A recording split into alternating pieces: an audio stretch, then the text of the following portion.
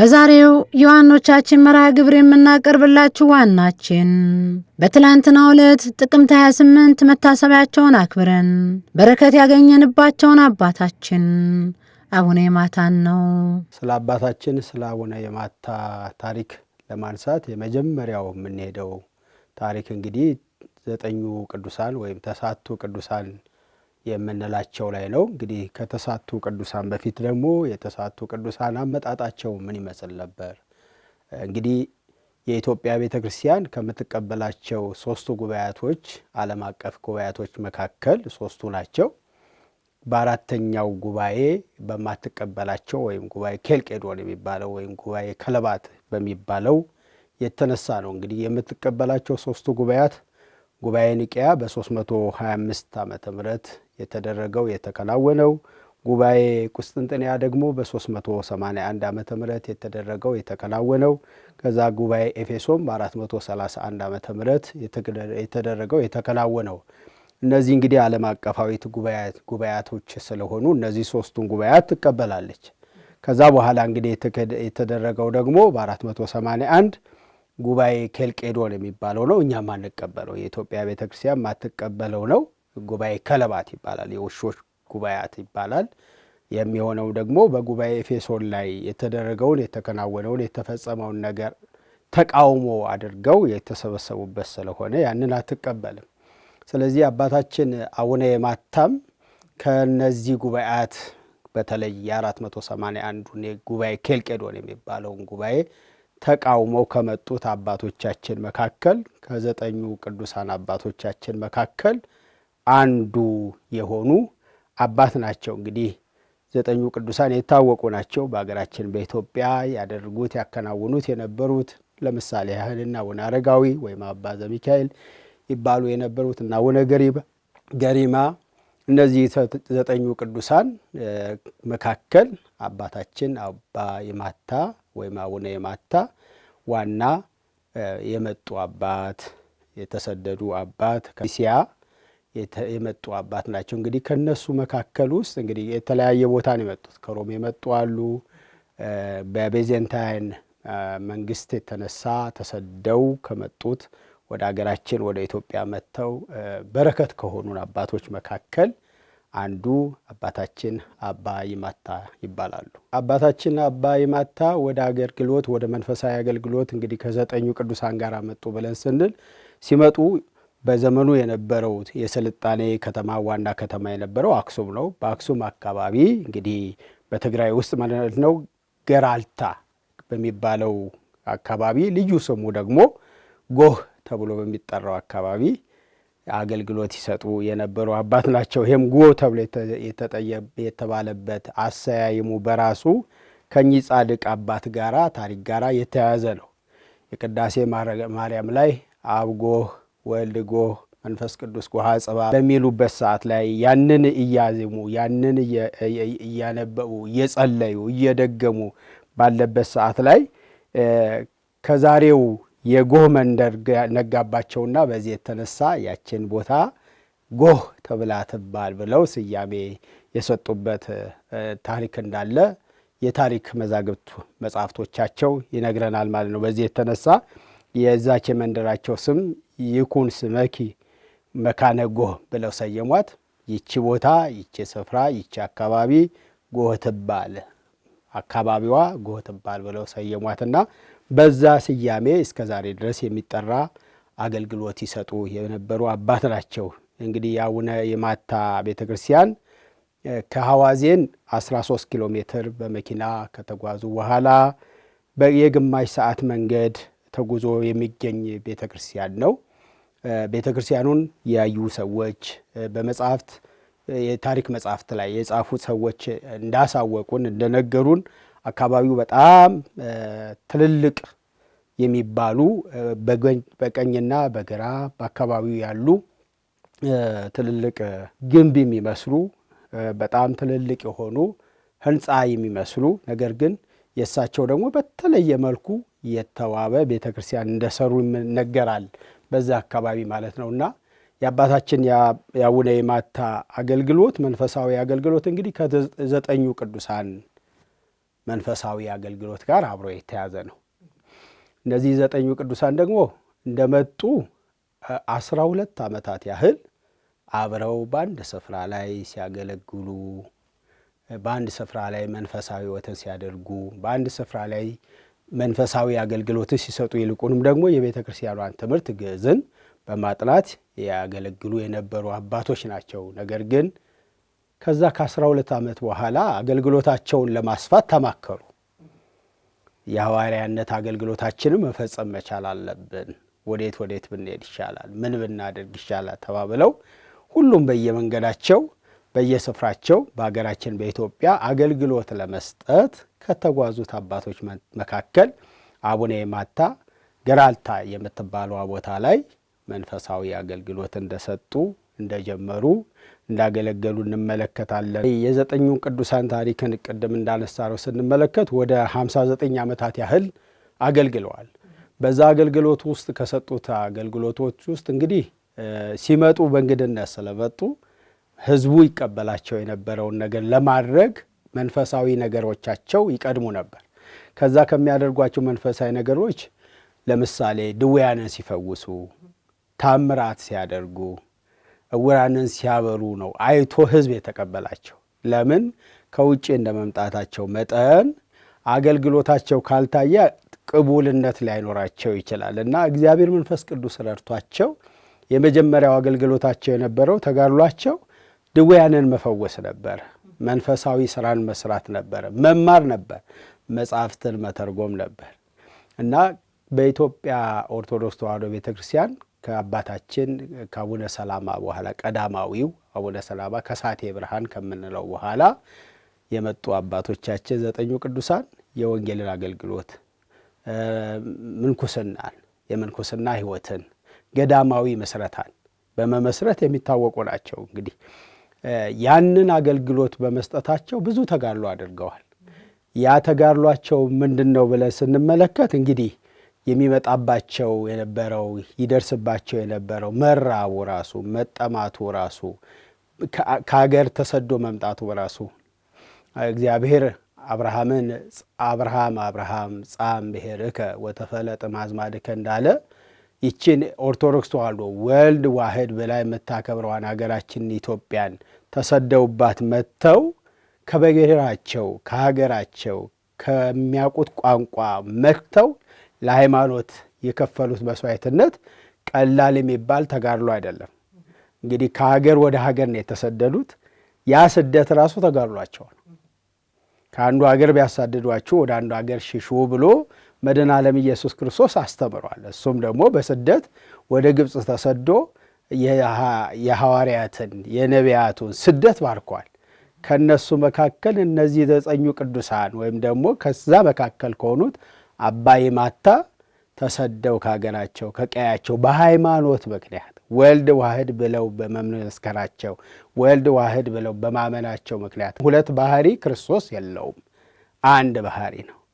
ከሁለት አካል አንድ አካል፣ ከሁለት ባህሪ አንድ ባህሪ ሆኗል። ከዚህ በኋላ መለወጥ የለበትም መቀየር የለበትም የሚለውን ሐሳብ በመያዛቸው ተሰደዋል። ያ አንዱና ዋነኛው ተጋድሏቸው ነው። ለሃይማኖት ነው የተሰደዱት። ለምታምን ወልድ ዋህድ ብላ ለምትመሰክር ወደ ሀገራችን ወደ ኢትዮጵያ መጥተዋል። ለሳቸው ስደት በረከት ሆኗቸዋል።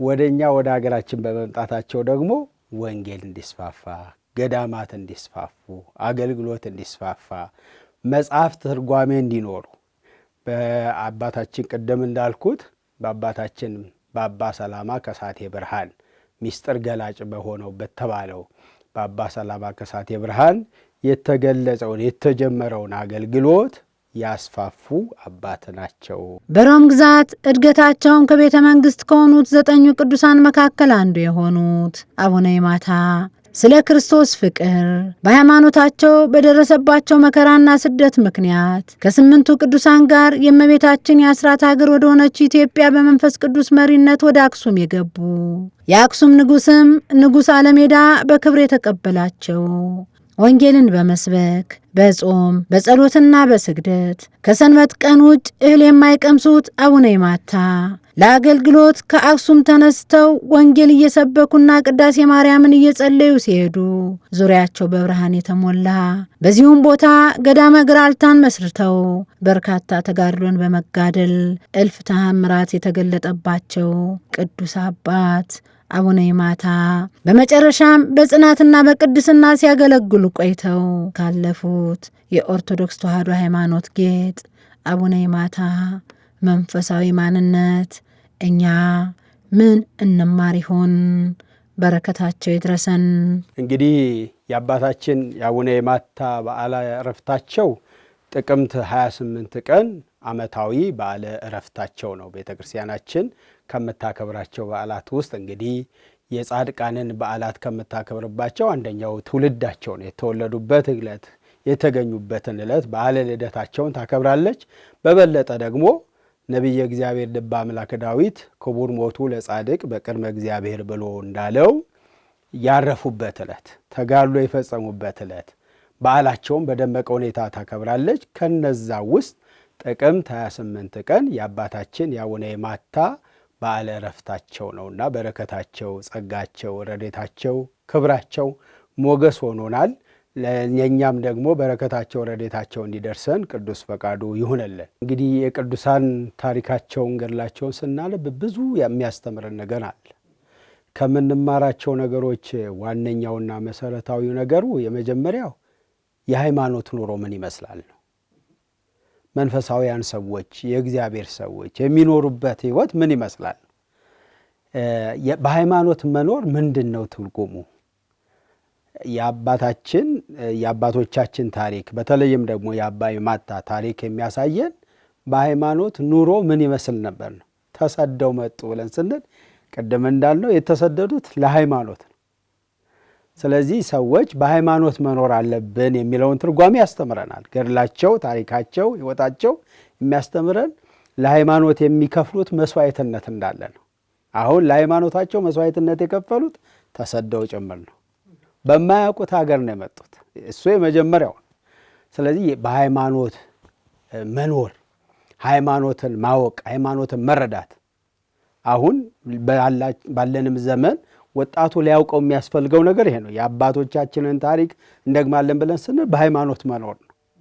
አሁን አባታችን በሃይማኖታቸው ኖሩ ብለን ስንል ሃይማኖታቸውን ጠንቅቀው ስላወቁ ወልድ ዋህድ የሚለውን ሁለት ባህሪ ሳይሆን አንድ ባህሪ ነው አባቶቻችን ያስተማሩት ይሄንን ነው ብለው ስላሉ በምስክርነት እዛም ቢሰጡ አልቀበል ሲላሏቸው ነው ተሰደው ወደ ሀገራችን ወደ ኢትዮጵያ የመጡት። ስለዚህ የመጀመሪያው ሃይማኖትን ማወቅ፣ ሃይማኖትን መጠንቀቅ፣ ሃይማኖትን መረዳት ማወቅ ያስፈልጋል ማለት ነው። እሱ የመጀመሪያው ነው። ሁለተኛው በሃይማኖት መኖር ነው። ራሱን ሃይማኖትን አውቆ ደግሞ በሃይማኖት መኖር፣ ሃይማኖት ውስጥ መኖር። ሃይማኖት መንገድ ነው የተባለው በዛ መንገድ ላይ ራስን አጣብቆ ይዞ ተጉዞ መኖር ማለት ነው። ከእግዚአብሔር ጋር እንዴት ነው የምኖረው? የቅዱሳን ታሪክ የሚያስተምረን ከእግዚአብሔር ጋር የኖሩበትን ሕይወት ስለሆነ ማለት ነው። በሶስተኛ የምናየው ሃይማኖትን አውቆ በሃይማኖት መኖር ችሎ ደግሞ መጽናት ያስፈልጋል። የሃይማኖት ጽናት። ሃይማኖት እንደ ዘመኑ እንደ ሁኔታው የሚሻሻል አይደለም፣ የሚለዋወጥ አይደለም። ዘመናትን የሚያሻገር ዘመናትን የሚያሳልፍ እንጂ እንደ ዘመኑ እንደ ሁኔታው ተብሎ የሚታለፍበት ነገር አይደለም። ሃይማኖት ያ አይነት ውበት የለውም፣ ያን አይነት መልክ የለውም። ስለዚህ በሃይማኖታችን የያዝነውን ነገር በጽናት መገኘት ያስፈልጋል። በሃይማኖታቸው በመጽናታቸው ከሌሎች ነገስታት ጋር ከቤዛንታይን ነገስታት ተጋድሎ በመጣባቸው ሰዓት ላይ ለሃይማኖት ጽናት የሚከፈለውን መስዋዕትነት ያሳዩን ከፍለው በመጽናት ነው። በሃይማኖት መጽናትን ከአባታችን ከአባ ይማታ እንማራለን ማለት ነው። ጸንተዋል። ስለዚህ ወጣቱም ማንኛችንም ብንሆን የሃይማኖት ጽናት ነው ጌታ የሚያስተማረን። ክብር ይግባውና በማቴዎስ ወንጌል በምዕራፍ 24 ቁጥር 13 ላይ እስከ መጨረሻ የሚጸና ይድናል ነው። አንድ ጊዜ ሁለት ጊዜ ወይም 1 ዓመት 2 ዓመት 30 ዓመት መኖር ሊቻል ይችላል። በሃይማኖት ብቻ ጽናት ነው የሚጠይቀው። ስለዚህ መጽናት ማለት እስከ መጨረሻው እስከ ሞት ድረስ። ስለዚህ እስከ ተጋድሏቸው እስከ ሞት ድረስ ነው። ለዛ ነው ክቡር ሞቱም የሚለው የሚመጣላቸው የሚዘመላቸው። ስለዚህ ከአባታችን የምንማረው ይሄን ነው፣ በሃይማኖት ጸንቶ መኖርን ነው። ሌላው ጥባት የምንለው ነው፣ ቁርጠኝነት፣ የመንፈሳዊ ቁርጠኝነትን አሳይተዋል።